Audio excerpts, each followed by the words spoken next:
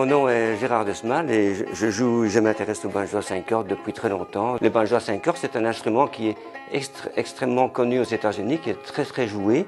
Et la forme la plus connue de cet instrument, c'est la forme qui est celle-ci, la forme moderne, qui est l'instrument que l'on utilise dans le bluegrass. Et c'est un instrument qui est assez lourd. Les cordes sont en acier, en métal. Et comment dire, tout est assez tendu.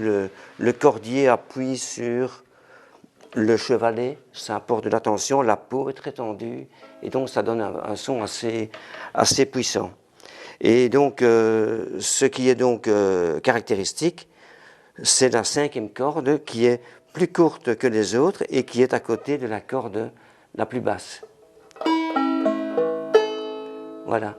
Et ça va faire qu'il y a une technique de jeu tout à fait particulière. Ce banjo de bluegrass, il est moderne, mais le banjo à 5 cordes est entré dans la musique des Américains, des Américains blancs, sous une autre forme. C'est au moment de la grande vogue du minstrel show, où on a construit des banjos un peu à l'imitation de ce qu'avaient les Africains, les Africains qui étaient aux États-Unis. On a pris ce banjo et on l'a européanisé un petit peu. On lui a mis un manche lisse. Il n'y a pas de barrette, donc au début on jouait sur des banjos sans barrette et ils avaient des cordes en boyau.